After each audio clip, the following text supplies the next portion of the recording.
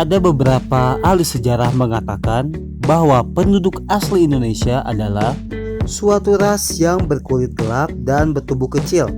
Awalnya, ras ini mendiami Asia bagian tenggara yang saat itu masih bersatu dengan daratan pada zaman es.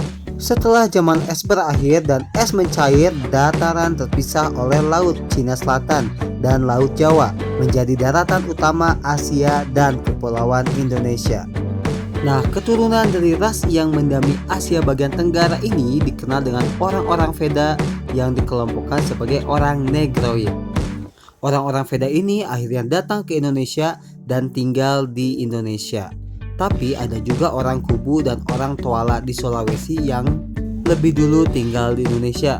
Nah, setelah orang Veda datang, gelombang besar muncul lagi, yaitu manusia Proto-Melayu dan Deutero-Melayu. Yuk kita belajar dengan Pak Abi yuk. Nenek moyang bangsa Indonesia meninggalkan daerah Yunan di sekitar hulu Sungai Salwen dan Sungai Mekong yang tanahnya sangat subur. Alat transportasi yang digunakan oleh nenek moyang bangsa Indonesia adalah perahu bercadik. Tapi ada beberapa ahli mengatakan bahwa nenek moyang bangsa Indonesia berasal dari rumpun bangsa Austronesia yang masuk ke Indonesia di sekitar tahun 2000 sebelum Masehi secara bergelombang dan menyebar ke wilayah Indonesia. Nah, mereka ini berasal dari daerah Yunan atau Tonkin, yaitu dari sekitar lembah hulu Sungai Mekong yang tadi di Vietnam sekarang. Perpindahan bangsa Austronesia tersebut disebabkan oleh berbagai faktor, di antaranya terjadinya bencana alam seperti banjir, gempa bumi, kemarau panjang, dan sebagainya.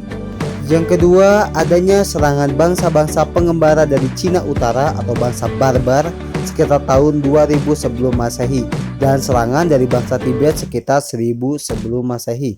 Dan nenek moyang tersebut adalah Proto-Melayu atau Melayu tua.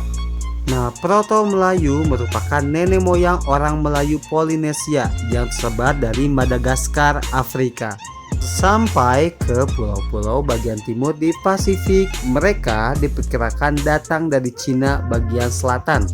Ras Melayu ini mempunyai ciri-ciri rambutnya lurus, kulitnya kuning kecoklat-coklatan, dan bermata sipit. Dari Cina bagian selatan atau sekarang disebut Yunan, mereka bermigrasi ke Indochina dan Siam, kemudian ke Kepulauan Indonesia. Mereka itu mula-mula menempati pantai-pantai Sumatera Utara, Kalimantan Barat, dan Sulawesi Barat.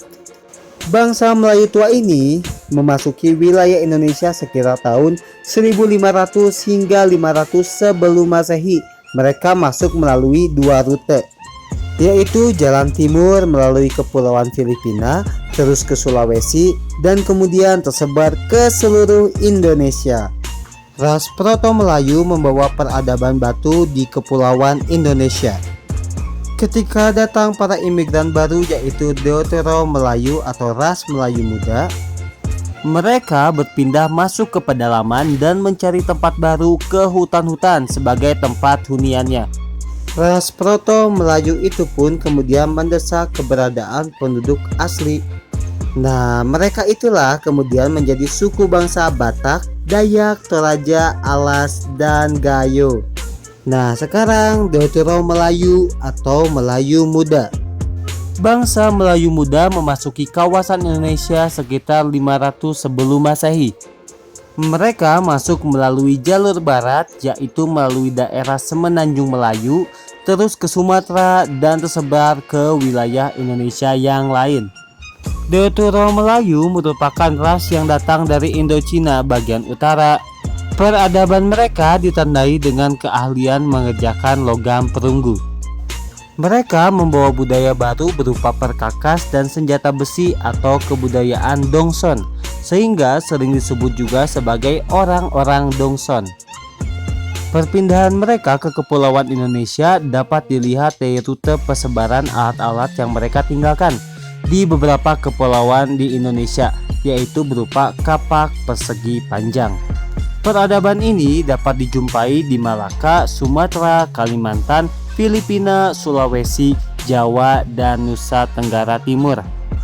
Dalam bidang pengolahan tanah, mereka mempunyai kemampuan untuk membuat irigasi pada tanah-tanah pertanian yang berhasil mereka ciptakan dengan membabat hutan terlebih dahulu.